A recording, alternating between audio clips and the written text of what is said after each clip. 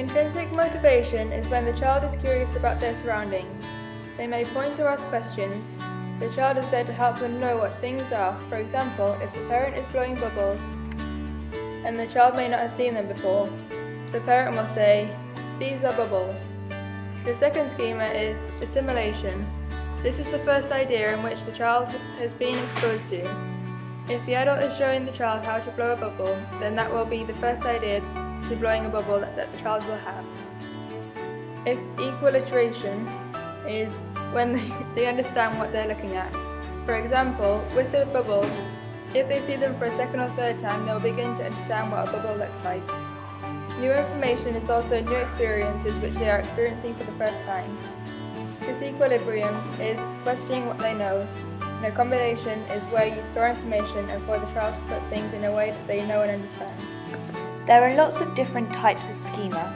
Trajectory is an interest in dropping things from a chair or cot. Connecting, disconnecting, is joining together construction materials such as train tracks or roads, pulling them apart and rejoining them. Positioning is an interest in lining up objects such as cars, books or shoes and or organising them into groups. Enclosing and containing is putting borders around things, fencing things in, which may include the child themselves. Rotation is an interest in spinning, including wheeled toys being swung around or riding on a roundabout. Transporting is moving themselves or objects from one place to another, bringing objects to an adult, carrying things around in bags or containers. Transforming is a desire to make changes to themselves, objects, or materials. Enveloping is covering themselves and objects entirely, wrapping things up, putting things in bags. And scattering is a tendency to leave things around the room and a love of throwing or dropping things from height so that they may go in many different directions. Scattering and trajectory are linked because trajectory is a refinement of scattering. Piaget has had great impact on the way childcare practitioners view a child's learning and the way they are taught, particularly in preschools and nurseries.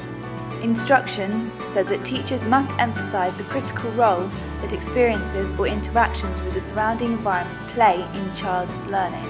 Piaget's work initiated the process of baseline assessments for children, i.e. children are tested on their stage of development and then appropriate activities are provided to promote and extend learning.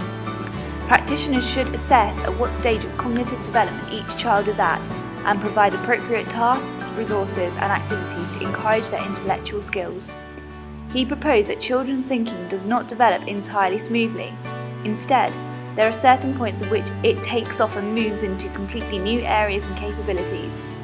He saw these transitions taking place at about 18 months, 7 years and 11 or 12 years. This has been taken to mean that before these ages, children are not capable, no matter how bright, of understanding things in certain ways, and has been used as a basis for scheduling the school curriculum. Having a comfortable and safe environment allows the children to explore and interact.